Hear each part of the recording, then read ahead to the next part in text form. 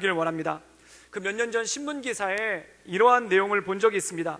어린 자녀들과 아내를 외국에 보내서 공부시킨 기러기 아빠 한 가장의 이야기인데, 이 한국에서 가정을 돌보는 것도 쉬운 일이 아닌데 외국에 나가 있는 자녀들과 또한 아내에게 생활비와 학비를 보내주는 게 얼마나 쉽지 않은 일이겠습니까? 그래서 이 사람은 사골세방에 살면서, 단칸방에 살면서 자기 모든 돈을 이 외국에서 공부하고 있는 자녀들과 또한 아내에게 모두 보여드리고 보내주고 그들에게 뒷바라지를 했죠. 근데 10년이 넘었는데 갑자기 아내에게서 편지가 한 통 오더라는 겁니다.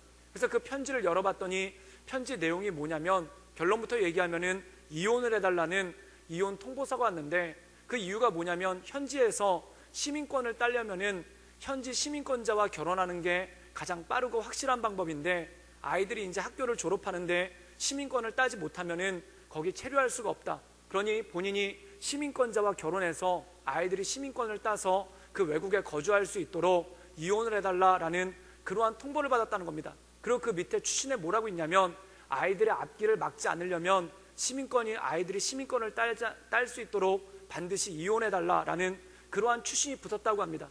근데 그 추신을 읽어보고 이 남편의 마음이 얼마나 참혹하고 또한 남편의 마음이 얼마나 힘들었겠습니까? 그래서 10년 넘게 거의 20년 가까이 모든 돈을 다 보냈는데 지금 본인한테는 돈이 한 푼도 없고 본인 역시 사골세방에서 혼자 살고 있는데, 그렇게 이혼하게 되면은 마음 가운데 얼마나 낙심이 크고 마음 가운데 어려움이 있겠습니까? 근데 이분이 자식을 사랑하는 마음으로 자식들 앞길을 안 막으려고 그렇게 이혼을 해줬다라고 합니다. 근데 그 기사가 뜨고 난 다음에 많은 기러기 아빠들 사이에 이런 얘기가 돌았죠. 그게 뭐냐면은 돈을 절대로 다 보내서는 안 된다.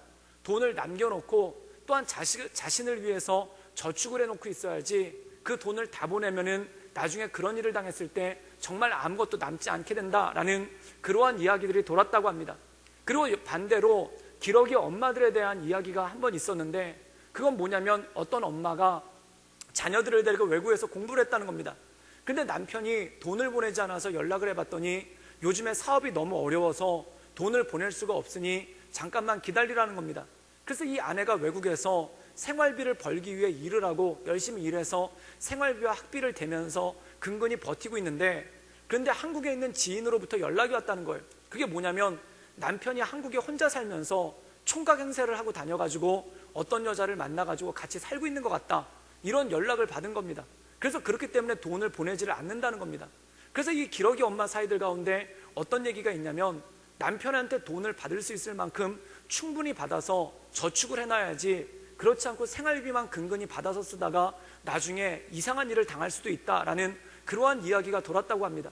그런데 한 가지 확실한 건 뭐냐면, 사람을 못 믿겠으니까 돈에 집착하게 되는 그러한 일들이 생긴다는 겁니다. 남편을 못 믿겠고 아내를 못 믿으니까 돈에 집착하게 되는 그러한 일들이 자꾸만 생기게 되는 일들이 생긴다는 것이죠. 그래서 많은 어르신들 사이에 수년 전부터 공공연히 있던 얘기가 뭐냐면, 죽기 전까지는 자식들한테 절대 유산을 물려줘서는 안 된다. 그리고 죽기 전까지는 절대 아파트 명의를 옮겨줘서는 안 된다라는 그러한 이야기가 있습니다.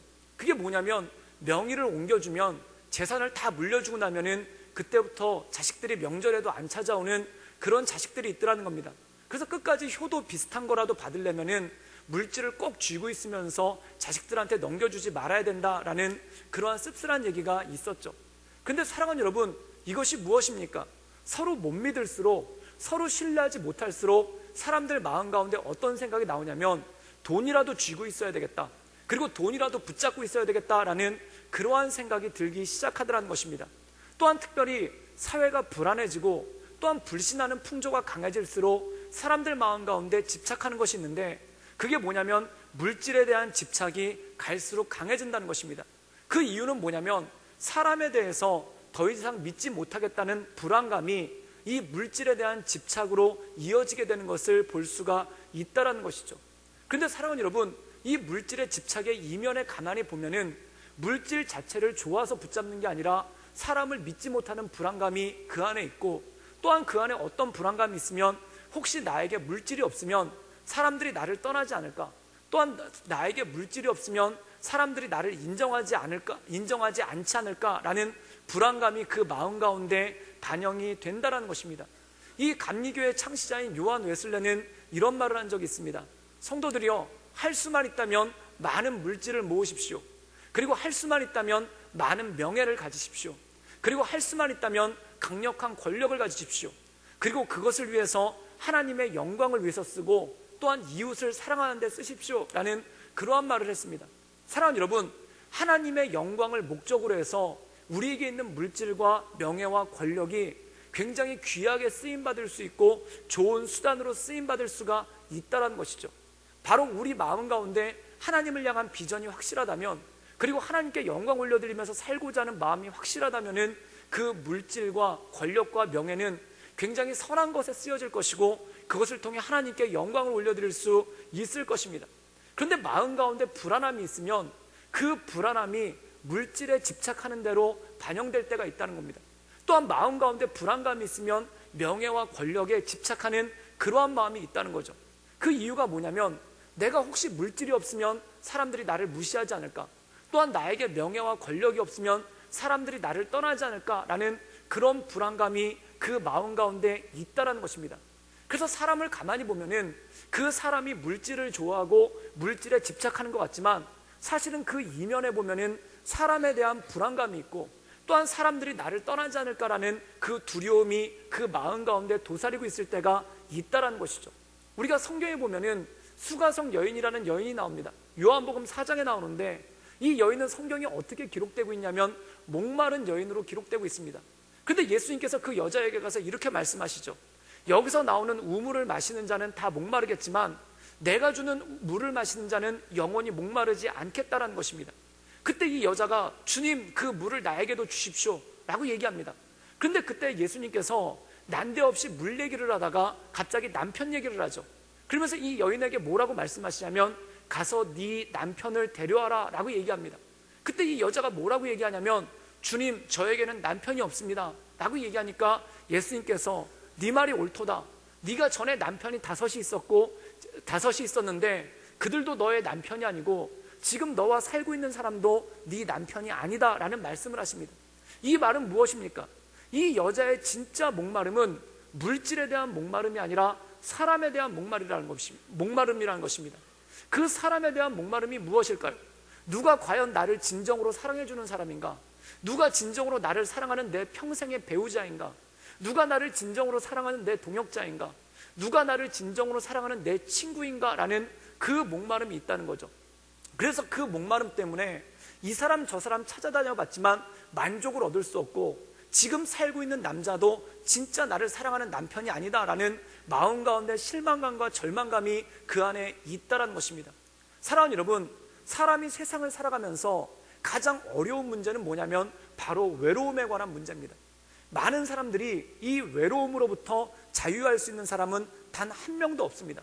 물론 주변에 보면 친구도 많고 또한 주변에 보면 아는 사람도 많고 주변에 보면 수시로 전화도 오고 문자도 오죠. 그래서 친구가 많다라고 생각을 하지만 어느 순간 되돌아보면 굉장히 외롭게 살고 있는 자신을 발견하게 됩니다. 그리고 굉장히 외로운 가운데 있는 자신의 모습을 발견하게 된다는 겁니다. 그래서 많은 사람들이 걱정하는 것 중에 하나가 뭐냐면 내가 이렇게 외롭게 내 생을 마감하는 것은 아닐까? 그리고 내 주변의 모든 사람들이 다 떠나버리고 내 주변에 아무도 남지 않는 것이 아닐까라는 그런 두려움이 있더라는 겁니다.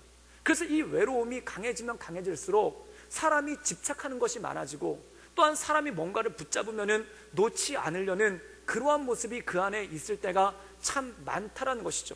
그렇다면 우리 인생 가운데 이 외로움의 문제, 또한 우리 인생 가운데 이런 목마름의 문제를 어떻게 해결할 수 있겠습니까? 오늘 말씀 가운데 보면은 한 외로운 여자가 등장합니다. 그 여자의 이름은 레아죠. 그렇다면 이 여자가 외로운 이유는 무엇입니까? 남편이 그 아내를 사랑하지 않아서, 그리고 남편이 이 레아라는 여자를 아내로 인정하지 않아서 남편에게 사랑받고자 하고 또한 남편에게 인정받고자 하지만 남편이 사랑해주지 않아서 그리고 인정해주지 않아서 마음이 사막처럼 말라버리고 갈급한 가운데 있는 한 여인이 등장한다는 것입니다. 그렇다면 이 여인이 이것을 어떻게 이겨나가는가? 또한 이 여인을 통해서 역사하신 하나님의 역사는 무엇인가? 오늘 우리가 함께 이 말씀을 통해 나누기를 원합니다. 우리 창세기 29장 30절에서 31절까지의 말씀을 우리 자막을 통해서 함께 읽도록 하겠습니다. 우리 창세기 29장 30절에서 31절까지 말씀입니다. 우리 다 같이 읽겠습니다. 야곱이 또한 라헬에게로 들어갔고 그가 레아보다 라헬을 더 사랑하여 다시 7년 동안 라반을 섬겼더라. 여호와께서 레아가 사랑받지 못함을 보시고 그의 태를 여셨으나 라헬은 자녀가 없었더라. 오늘 말씀 가운데 보면은 라헬과 레아라는 여자, 두 명의 여자가 등장합니다. 근데 이들은 누구인가? 야곱이라는 사람의 부인이죠. 그리고 놀랍게도 이 둘은 서로 자매라는 것입니다. 근데 이 자매가 거의 동시에 야곱에게 결혼하게 된 사연이 있는데, 성경에 보면은 이 야곱이 라헬이라는 여자를 엄청나게 사랑했다는 겁니다. 둘째 딸, 라반의 둘째 딸인 라헬이라는 여자를 엄청나게 사랑했다는 겁니다. 그래서 라반에게 가서 라헬과 결혼할 수 있도록 부탁을 하죠. 그때 라반이 뭐라고 제시를 하냐면 7년 동안 네가 우리 집에서 무상으로 일을 하거라. 그러면 라헬과 결혼하도록 해주겠다. 그래서 정말 야곱이 기쁜 마음으로, 라헬을 사랑하는 마음으로 7년을 수일같이 여기면서 무상으로 일을 합니다. 그리고 결국 라헬과 야곱이 결혼을 하게 되죠. 근데 결혼식을 마치고 보니까 이 당시에 신부가 얼굴을 가리고 들어갔던 것 같은데, 결혼식을 마치고 보니까 어떤 일이 벌어졌냐면 둘째 동생 라헬과 결혼을 한 게 아니라 첫째 레아랑 결혼을 하겠다는 겁니다. 그래서 그걸 가지고 외삼촌 라반에게 가서 따졌더니 이 라반이라는 사람이 참 뻔뻔하게 얘기를 합니다.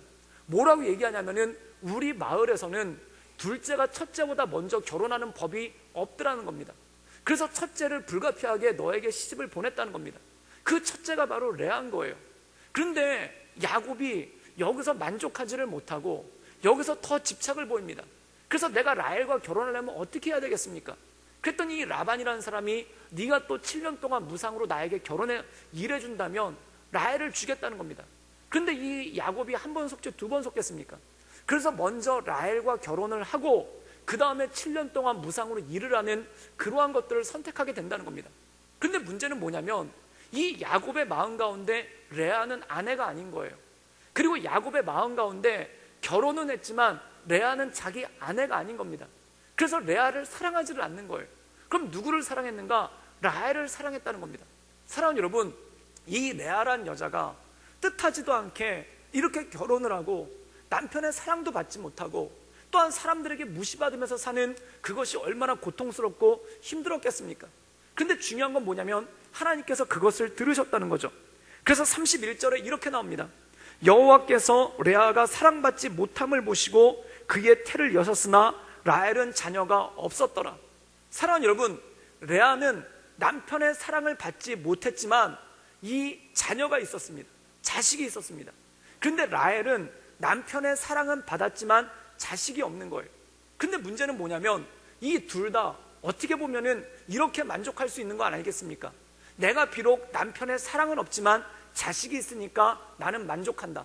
또는 내가 비록 자식은 없지만 남편의 사랑이 있으니까 만족한다. 그럼 이 라헬과 레아라는 여자가 각각 만족하면서 살 수 있는 삶이 있지 않습니까? 근데 사람이라는 게 그렇지 않다는 겁니다. 사람은 자기에게 있는 것에 만족하는 게 아니라 자기에게 없는 것 때문에 힘들고 자기에게 없는 것 때문에 괴로운 게 바로 사람이라는 것입니다. 그래서 이 레아라는 여자는 남편의 사랑이 없어서 남편의 사랑을 갈구하는데 남편의 사랑이 없어서 외롭고 고독하고 힘든 거예요. 그리고 이 라헬이라는 여자는 남편의 사랑은 있지만 자식이 없어서 그것 때문에 마음이 외롭고 힘들고 고독한 거예요. 그래서 레아는 남편의 사랑이 없어서 괴롭고 이 라헬이라는 사람은 자식이 없어서 괴로운, 이 두 여자 다 괴로운 그러한 삶을 살게 된다는 겁니다. 사랑하는 여러분, 이 세상 모든 사람은 괴롭습니다. 이 세상 모든 사람은 외롭습니다. 그리고 이 세상 모든 사람은 다 힘듭니다. 그런데 사람이 착각하는 것 중에 하나가 뭐냐면 나는 남편의 사랑이 없지만 너는 남편의 사랑이 있지 않느냐? 그런데 네가 뭐가 힘드느냐? 나는 자식이 없어서 힘들지만 너는 자식이 있지 않느냐? 네가 뭐가 힘드느냐? 사람은 자기의 없는 것만 바라보고 다른 사람의 있는 것만을 바라봅니다. 그렇기 때문에 다른 사람들은 별로 힘들지 않은데 세상에서 자신이 제일 힘들고 세상에서 자신이 제일 외롭고 세상에서 자신이 제일 어렵다고 생각하는 그러한 모습이 있다는 겁니다. 그래서 세상의 모든 사람들은 자신이 가장 고독하고 괴롭고 힘듭니다. 그리고 나의 어려움을 알아주는 사람은 단 한 명도 없는 것이죠. 그래서 사람들이 갈구하는 것이 무엇입니까? 누가 도대체 나의 이 어려움을 누가 이해해 줄까? 또한 나의 이 외로움을 누가 이해해 줄까? 그것을 찾아나가는 그러한 삶이 사람 마음 가운데 있다라는 것입니다. 근데 성경에 보면은 이 레아와 라헬과 비슷한 경우가 있는데, 사무엘상에 보면은 분인나와 한나라는 여자가 등장하게 됩니다. 여기서 분인나라는 사람은 엘가나라는 사람의, 이 둘 다 분인나와 한나가 엘가나라는 사람의 부인들인데, 근데 이 분인나는 아들은 있는데 남편의 사랑이 없는 거예요. 레아와 똑같죠. 그리고 이 한나라는 여자는 남편의 사랑은 있는데 자식이 없는 거예요. 라헬과 똑같죠. 근데 성경에 보면 이 둘 역시도 괴롭고 힘들다는 겁니다. 너무 괴롭고 힘들어가지고 견딜 수가 없는 겁니다. 근데 문제는 뭐냐면 이 괴로움을 어떻게 풀어나가느냐, 이게 중요한 거 아니겠습니까? 근데 분인나는 그 괴로움을 어떻게 풀어나가냐면 성경에 나온 말씀 그대로 보면은 이렇게 나옵니다. 분인나가 한나의 마음을 격동하여 괴롭게 했다는 겁니다. 즉 자기 아들들을 안고 가서 그 앞에서 자랑을 한 거예요. 사랑하는 여러분, 사람이 자랑을 할 때는 두 가지 이유가 있습니다. 첫 번째 이유는 다른 사람들이 나를 무시할까 봐 무시하지 말라고 자랑을 하는 거예요. 네가 나를 몰라보는 모양인데, 네가 내가 얼마나 대단한 사람인지 모르는 모양인데 내가 누군지를 말해주지 라고 얘기를 하면서 자랑을 하게 되는 거예요. 그리고 또 하나는 뭐냐면, 다른 사람을 괴롭게 하기 위해서, 다른 사람을 괴롭게 하려면 어떻게 됩니까? 그 사람이 없는 것이 나한테 있음을 과시함을 통해, 그 사람이 갖지 않은 것을 내가 갖고 있음을 과시함을 통해 그 사람을 괴롭게 하고 힘들게 한다는 것이죠. 그런데 분인나는 그걸 택한 겁니다. 즉 자기한테 있는 아들을 과시함을 통해, 자기가 가지고 있는 아들을 자랑함을 통해 이 한나라는 여자의 마음을 괴롭게 하고 힘들게 했다는 거죠. 그러면 이 분인나가 자기 아들을 자랑하는 것을 통해서 한나의 마음을 괴롭게 했다면 속이 시원해야 될 거 아닙니까? 정말 알터니가 빠진 것처럼 속이 시원하고 기쁘고 그 괴로움이 해결돼야 될 거 아닙니까? 그런데 문제는 뭐냐면은 그 괴로움이 해결되지 않더라는 것입니다. 사랑하는 여러분, 다른 사람에게 자랑하고 과시하는 것을 통해서, 또한 다른 사람을 괴롭힘을 통해서 자신의 문제가 해결될 수 있는가? 첫 번째 보면은 당장은 해결될 것 같습니다. 또한 당장은 그렇게라도 하면 속이라도 시원할 것 같습니다. 그런데 그렇지 않더라는 거예요. 마치 목마른 사람이 바닷물을 마시고 당장은 뭐가 해결된 것 같지만 더 바닷물을 들이켜야 되는 그러한 모습이 생기기 시작한다는 것입니다. 이 21세기에 많은 사람들에게 있는 이게 질병으로까지 인정을 받았는데, 그게 뭐냐면 허언증이라는 게 있다는 거예요. 허언증이란 건 뭐냐면 무슨 사기치려고 거짓말을 하는 게 아니라 자기를 자랑하려고 거짓말을 하게 되는 거예요. 그래서 처음에는 자기한테 있는 것을 드러내는 건데, 이것만 가지고는 약하니까 조금 과장을 하고, 조금 과장하는 것으로는 부족하니까 아주 과장을 해버리는 그러한 허언증들이 늘어나는 경우가 굉장히 많다는 겁니다. 그런데 왜 허언증이 생깁니까? 자랑해도, 그리고 상대방에게 나를 과시해도, 그리고 상대방에게 없는 것이 내가 있다라고 하면서 상대방을 괴롭게 해도 이게 만족이 안 되니까 자꾸 이게 커져가지고 나중엔 자기도 감당할 수 없는 상태까지 가버리고 만다는 겁니다. 근데 분인나라는 여자가 그랬다는 겁니다. 그럼 한나는 자신의 괴로움을 어떻게 해결했는가? 한나도 분명히 자랑할 게 있습니다. 그게 뭐냐면 분인나에게 없는 것, 남편의 사랑이 있는 거예요. 그리고 실제로 이 남편이 자기의 사랑을 가시적으로 보여줬는데, 그게 뭐냐면 분깃을 분인나에게 주는 것보다 언제나 2배씩 줬다는 겁니다. 예를 들자면 분인나한테는 옷을 하나를 줬는데 이 한나한테는 옷을 2벌을 줬다는 거예요. 그럼 그거 가지고 자랑하면 될 거 아닙니까? 그거 가지고 과시하면 될 거 아닙니까?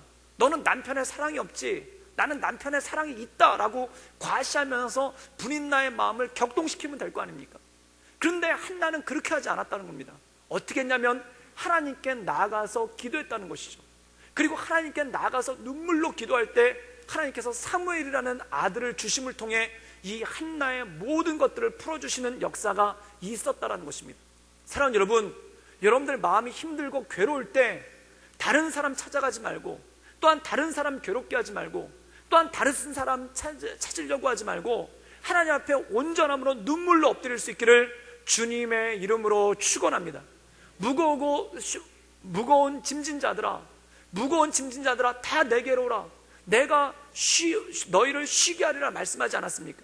여러분 마음 가운데 여러분을 괴롭게 하는 수고하고 무거운 짐들, 내 마음 가운데 있는 외로움과 고독의 문제, 또한 내 마음 가운데 있는 여러 가지 연약한 문제들을 주 앞에 내놓으며 나갈 수 있기를 주님의 이름으로 축원합니다. 오늘 말씀 가운데 보면은 레아라는 여자가 그렇게 했다는 겁니다. 그럼 레아가 어떻게 했는가? 우리 함께 창세기 29장 32절의 말씀을 읽도록 하겠습니다. 우리 다 같이 읽겠습니다. 시작.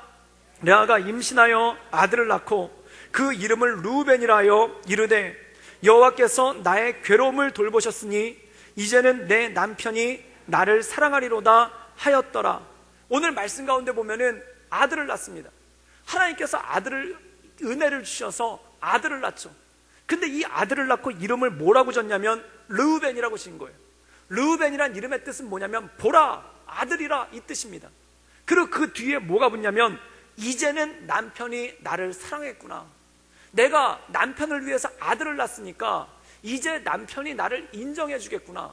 그리고 남편이 나를 아내로서 받아주겠구나 라는 그러한 생각이 있었다는 겁니다. 그런데 문제는 뭐냐면 야곱이 본체만치 않은 거예요. 자기 자식을 낳았음에도 불구하고 이 여자를 아내로 인정하지도 않고 더더구나 사랑하지도 않고 그리고 아들까지도 자기 아들처럼 인정하지를 않는 거예요. 이거 참 얼마나 비참한 일입니까? 그래서 이걸 놓고 이 레아라는 여자가 또 기도를 한 거예요. 그랬더니 어떤 역사가 있었는가? 우리 창세기 29장 33절의 말씀을 읽도록 하겠습니다. 우리 다 같이 읽겠습니다. 시작. 그가 다시 임신하여 아들을 낳고 이르되 여호와께서 내가 사랑을 받지 못함을 들으셨으므로 내게 이 아들을 주셨도다 하고 그의 이름을 시므온이라 하였으며, 이 말씀 가운데 보면 시므온은 듣다라는 뜻입니다. 그럼 무엇을 들으셨는가? 하나님께서 내가 남편으로부터 사랑받지 못함을 들으셨다라는 거예요. 그러면 이건 무슨 뜻입니까? 내가 아들을 둘이나 낳았으니, 내가 2명의 아들이 낳았으니 이제 남편이 나를 사랑하지 않겠는가? 이제 남편이 우리 자식들을 사랑하지 않겠는가? 그 마음이 있는데 이 야곱이라는 사람이 얼마나 야속한지 본체만치 하고 인정도 하지 않는 겁니다. 얼마나 무정한 사람인지 레아를 아내로서 인정도 하지 않을 뿐더러 사랑도 하지 않는 겁니다. 그때 이 여자의 마음이 얼마나 타들어가는 것 같겠습니까? 그 목마름이 얼마나 컸겠습니까? 그래서 이 여자가 또 간구합니다. 하나님께 기도합니다. 그때 어떤 일이 벌어졌는가? 우리 창세기 29장 34절의 말씀을 읽겠습니다. 다 같이 읽겠습니다. 시작. 그가 또 임신하여 아들을 낳고 이르되 내가 그에게 새 아들을 낳았으니 내 남편이 지금부터 나와 연합하리로다 하고 그의 이름을 레위라 하였으며, 3번째 아들을 낳습니다. 아들을 3명이나 낳는데, 새 아들이나 낳는데 이러면 남편이 나를 받아주지 않겠는가? 그래서 그 이름을 뭐라고 졌냐면 레위, 연합, 가나뎀이라고 지었다는 겁니다. 이제 내가 아들을 셋이나 낳았으니 이제 남편도 나를 받아주지 않겠는가? 이제 아들을 셋이나 낳았으니 이 애들을 아들로 인정하고 우리가 화목한 가정을 꾸려갈 수 있지 않겠는가? 라고 기대를 했다는 거예요. 근데 어떤 일이 벌어집니까? 여전히 이 야곱은 마음이 변화가 없는 거예요. 레아를 사랑하지도 않을 뿐더러 또한 이 아들조차도 인정하지 않는 그러한 모습 가운데 간다는 겁니다. 사랑하는 여러분, 이 여자 마음 가운데 얼마나 큰 고독이 찾아왔겠습니까? 이 여자 마음 가운데 얼마나 큰 외로움이 왔겠습니까? 이 아들들 이름을 보십시오. 보라, 아들이다. 아들을 낳았으니 남편이 나를 사랑하지 않겠는가? 내가 아들을 낳고도 사랑받지 못함을 주께서 들으셨다. 이제 내가 아들을 셋이나 낳았는데 이제 남편과 내가 하나가 되지 않겠는가? 이게 아들들의 이름이에요. 얼마나 슬픈 독백입니까? 얼마나 외로움에 몸부림치는 독백입니까? 얼마나 가슴 아픈 독백입니까? 그런데도 해결이 되질 않는 거예요. 그럼 도대체 해결을 하기 위해서 얼마나 많은 아들을 낳아야 되는 겁니까? 이것을 해결하기 위해서 얼마나 많은 정성을 기울여야 되는 겁니까? 이 남편의 사랑을 얻기 위해서 이 여자가 얼마나 더 많은 일을 해야 되는 겁니까? 앞이 보이질 않는 거예요. 소망이 보이질 않는 거예요. 나름대로 열심히 노력해봤는데 외로워 보이지 않으려고, 사랑받아 보려고 열심히 애쓰고 노력했는데 그럴 가능성 자체가 아예 보이지를 않더라는 겁니다. 그때 이 여자가 택한 것이 무엇인가? 우리 함께 창세기 29장 35절의 말씀을 읽도록 하겠습니다. 우리 다 같이 읽겠습니다. 창세기 29장 35절 말씀입니다. 다 같이 읽겠습니다. 시작. 그가 또 임신하여 아들을 낳고 이르되 내가 이제는 여호와를 찬송하리로다 하고 이로 말미암아 그가 그의 이름을 유다라 하였고 그의 출산을 멈추었더라.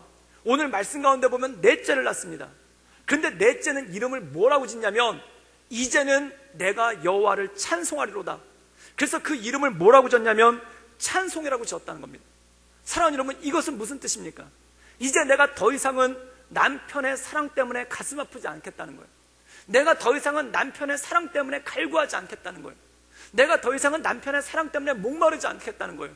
그럼 어떻게 했는가? 남편이 나를 사랑하든 사랑하지 않든 내가 오직 하나님만을 찬양하겠다는 것입니다.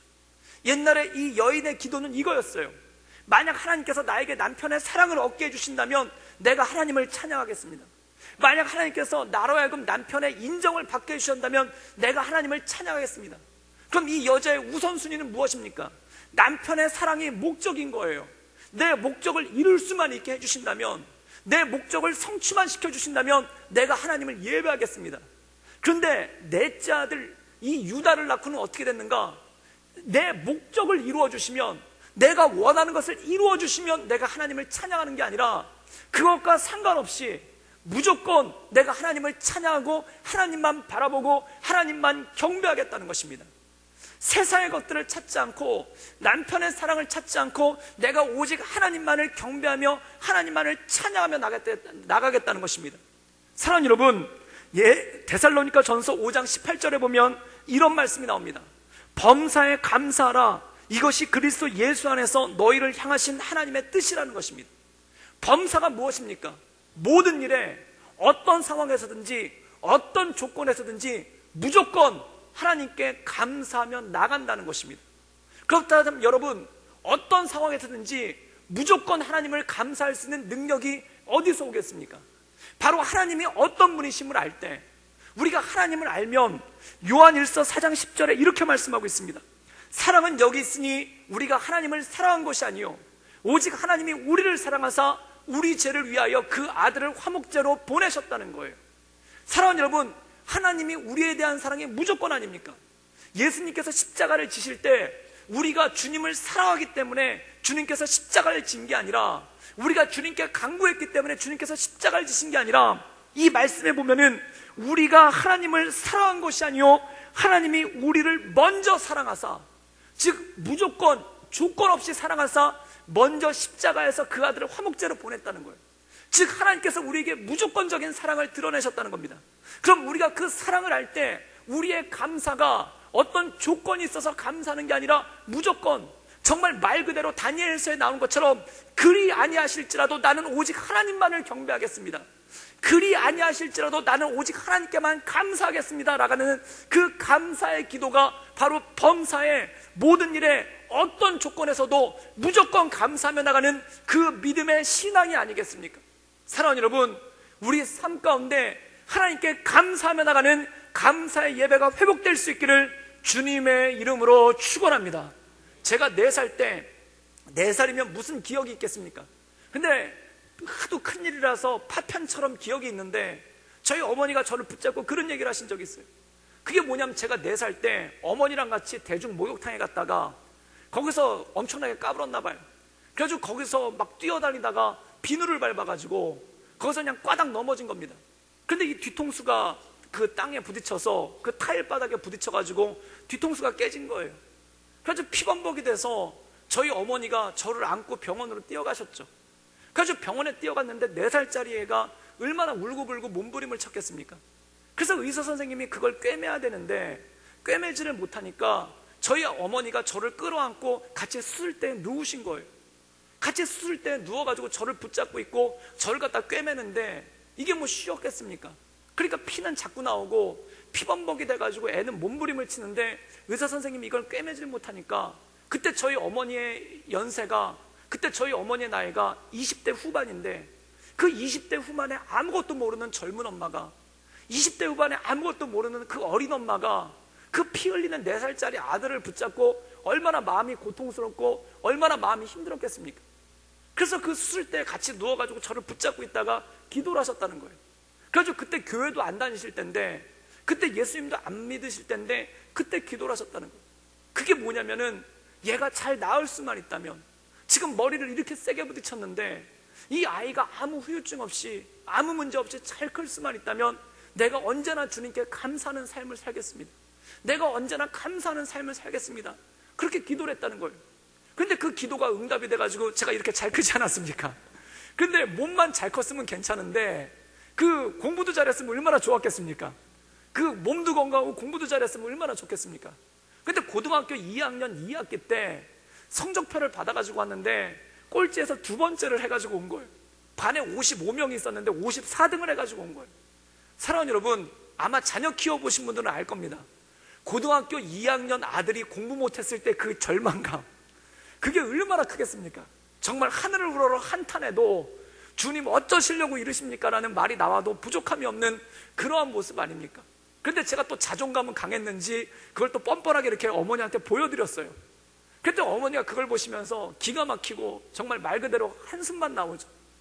근데 그 한숨이 나오는 찰나에 그게 기억이 되시더라는 거예요. 그게 뭐냐면 그때 애 머리 터져가지고, 그때 애 머리 찢어가지고 피 흘리고 있을 때 그때 감사하기로 했지. 그때 내가 하나님께 감사하기로 했지. 내가 그때 하나님께 감사하며 나가기로 했지. 그래가지고 그 성적표를 붙잡아 놓고 하나님께 감사했다는 거 아닙니까? 근데 놀라운 게 있는 거예요. 감사할 때 어떤 역사가 일어나는가? 우리 함께 시편 22편 3절 말씀을 한번 읽어보도록 하겠습니다. 우리 다 같이 읽겠습니다. 시작. 이스라엘의 찬송 중에 계시는 주여, 주는 거룩하시이다. 하나님은 어느 곳에 거하시는가? 하나님은 어느 곳에 머무시는가? 이스라엘의 찬송 중에 거하신다는 거예요. 즉 찬송하는 곳에, 예배하는 곳에, 하나님을 경배하는 곳에, 하나님께 감사하는 곳에 하나님께서 거하시고 거기 머무시고 우리가 하나님께 우리와 동행하는 것을 알 수가 있다는 것입니다. 사랑하는 여러분, 어떤 상황에서든지 그리 아니하실지라도 감사하며 주 앞에 나가기를 주님의 이름으로 축원합니다. 그때 어떤 역사가 벌어지는가? 하나님의 임재를 경험한다는 겁니다. 하나님의 동행하심을 경험한다는 겁니다. 하나님의 붙들어 주심을 경험하게 된다는 것입니다. 사랑하는 여러분, 우리 삶 가운데 모든 것을 통해 그리 아니하실지라도, 또한 내 마음 가운데 흡족하지 않은 상황이 있을지라도 내가 주님을 경배하며 주님을 찬양하며 나갈 수 있기를 주님의 이름으로 축원합니다. 오늘 이 레아라는 여자가 아들을 셋이나 낳고 별짓을 다 해봐도 남편의 사랑을 얻을 수가 없는 거예요. 별짓을 다 해봐도 이 외로움으로부터 벗어날 수가 없는 거예요. 별짓을 다 해봐도 이 고독함으로부터, 이 인생의 문제로부터 벗어날 수가 없는 거예요. 근데 이 여자가 무엇을 깨달았는가? 이 여인이 무엇을 깨달았는가? 그래도 그리 아니하실지라도, 남편의 사랑이 내게 주어지지 않았을지라도 이제는 내가 여호와를 찬송할 것입니다. 그리고 여호와를 찬양하며 나갈 때 그의 마음 가운데 성경에 보면은 출산이 끝났다고 나옵니다. 이것이 무엇입니까? 이 여자 마음 가운데 만족함을 얻었다는 거예요.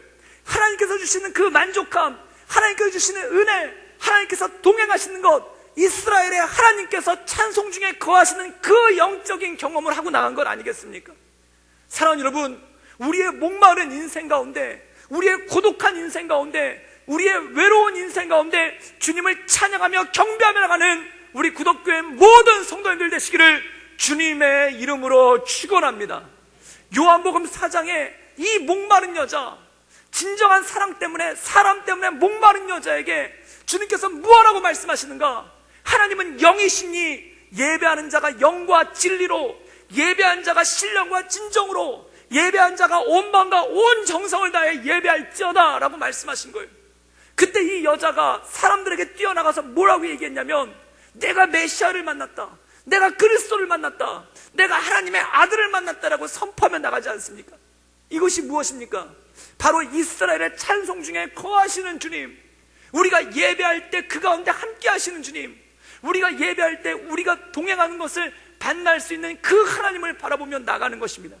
그래서 다윗은 그의 시편 56편에 뭐라고 기록했는가? 내 마음이 확정되었고 확정되었사오니 내가 주님을 찬양하고 찬송하겠습니다.